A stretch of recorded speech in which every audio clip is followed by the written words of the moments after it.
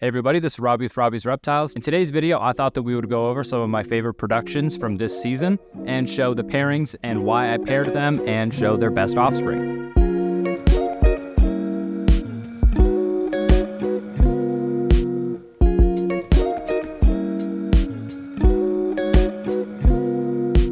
So obviously, the first one I have to talk about is Thalia. This year I paired her to a Tangerine sort of triple X, but mainly a Tangerine Extreme Harlequin with a nice black base from Crested Works. Thalia is amazing. She has great head structure. I love her dashed pinning actually, and she has incredible coverage obviously, and she's completely Dalmatianless, so there's no Dalmatian spots in her. But she does have some weaknesses. That being that she is always a very faded color. No matter how much I try to fire her up, even though she's only about 3 years old, her color has just completely faded, which sadly seems to be a curse of a lot of orange pattern Crested Geckos. They kind of just fade out with age. So what I did is I paired her to a male that is retaining that color really well, I think because of the Tangerine gene, and he has better contrast than her because she often just has a lavender base and doesn't have that true black base color. So that's why I paired them together. When he's fired down, he has this really cool green base color. But when he's fully fired, it is pitch black, and he has just incredible saturation. I mean, that's what the Tangerine gene is doing. It is increasing that saturation. Specifically, it's enriching the orange color, I feel like, in the pattern. He also does have a little bit of portholing, which honestly I'm only noticing now. Ladies and gentlemen, this is essentially Thalia 2.0. Pretty much everything that I hoped for, except I don't actually think that this got the Tangerine gene, believe it or not. I love how big the dashed pinning is and how it's tipping the crests on the head too.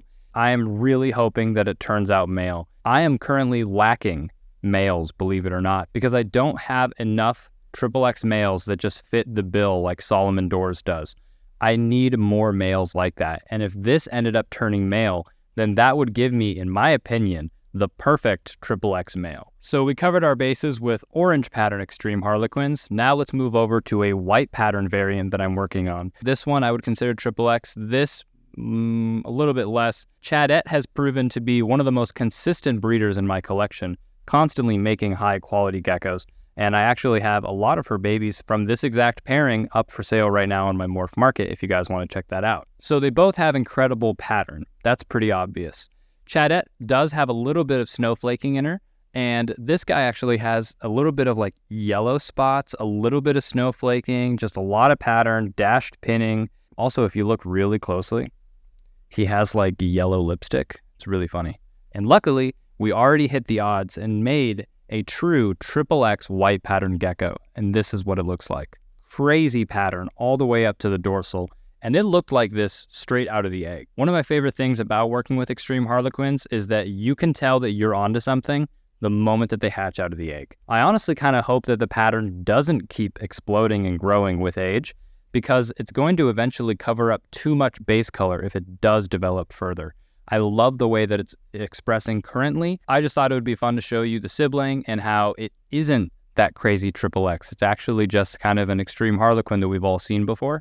Really high pattern, crazy pattern and coverage, but not that XXX. So no dice on the genetic odds there. I'm guessing it's because there is a little bit too much pinstriping and not enough tigering that ended up leading to this phenotype. But I think this is an incredible Extreme Harlequin still. It's going to cream out just like the parents, and this yellow creamish kind of color is going to turn a lot more white. And this isn't even taking into consideration the fact that both parents carry the snowflake gene. So who knows how much of that white snowflaking is going to grow in as they get older. The mother of this pairing is what I would consider to be a Hypo XXX. She does have a little bit of dashed pinstriping. It is just the same color as the rest of her pattern. You can tell by the scales that are raised on the dorsal. That is indicative of the pinstripe gene being present. So this has to be my favorite offspring from this pairing so far. And this thing never fires up. So that makes me think that it might have gotten the Hypo gene, just because that base will not move from being lavender. So KK Slider, being from the bubblegum pink tangerine line from AC Reptiles, paired to a Hypo, it's going to be expected that you have some Hypo offspring. Now, I actually did hit a completely pinstripeless, pure triple X out of this pairing, which is incredible. You wouldn't think that that would happen. I didn't think that that would happen. I thought that this would take at least 2 generations to be able to come out with actual soft scale triple X's, but it looks like in the first season we were able to do that. Let's take a look at the offspring that ended up being a pure triple X, and I'll talk about why it actually might not be my favorite from this pairing.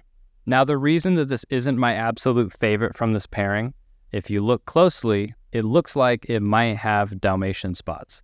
Now, I knew going into this that I might make some that have Dalmatian spots. Because it's from AC Reptiles, even though he looked at it for me and said there were no spots, the male that I purchased didn't have a tail at the time that I purchased him. So there's no telling if there was even one Dalmatian spot on his tail. My hopes are high that these might actually be freckles and not Dalmatian spots. I'm going to be making a future video talking about the difference between Dalmatian spots, freckles, and birthmarks.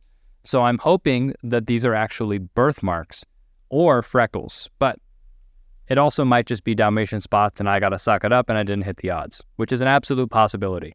But I am a little bit suspicious that these are actually birthmarks and not Dalmatian spots. I have had babies hatch out that looked like they were covered in Dalmatian spots, and then 3 months later, they end up being completely spotless out of nowhere. So that would be what a birthmark is. But that's the only reason that this isn't my number one. If it didn't have what might be Dalmatian spots, I will say that this is pretty much exactly what I wanted. I'm not going to be able to tell if it's a soft scale until it's older, most likely.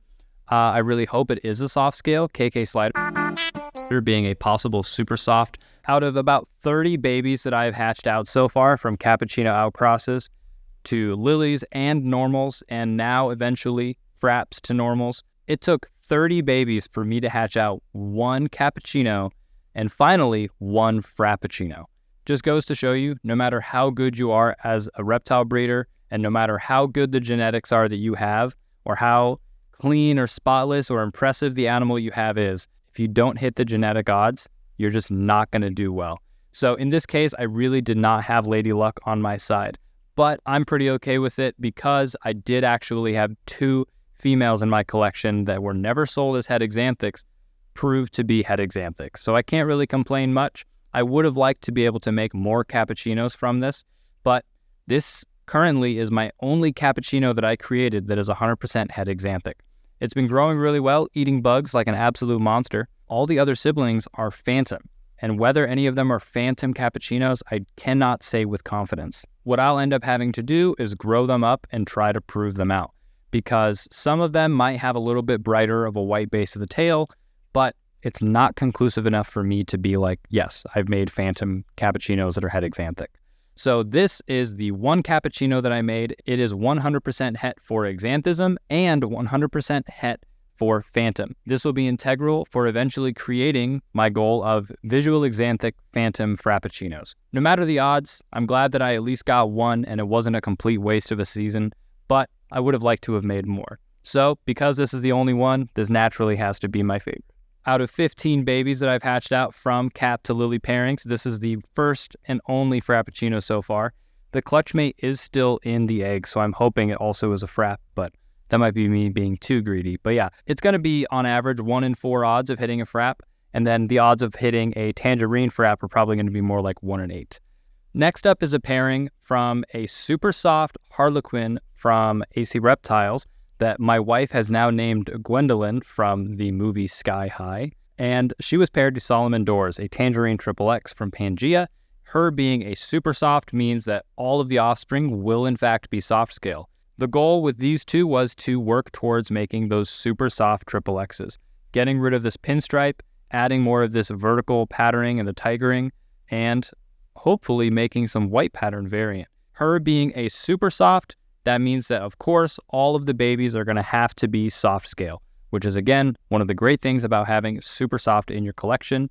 Takes all the guessing out of it. Don't need to identify anything. You just do a super to a normal, and you end up all soft scale. So it looks like we were able to hit almost triple X from the first outcross, which is really impressive, because pinstripe is so heavy on the mom especially. Another interesting thing I was looking forward to observing was the interaction between a white pattern and orange pattern genetics. It is interesting because I actually did another pairing that was a white pattern to a white pattern, and I hatched out 2 orange patterns so far. So that is really interesting. This is going to be an integral piece of my puzzle for creating super soft XXX geckos. Before I close out this video, I wanted to mention that I just updated my morph market. So if you guys are in the market for any Crested Geckos, make sure to click the link down below and see what I have available. But other than that, thank you guys so much for watching today's video. Make sure to like, subscribe, and all that YouTube mumbo jumbo, and I'll see you in the next video.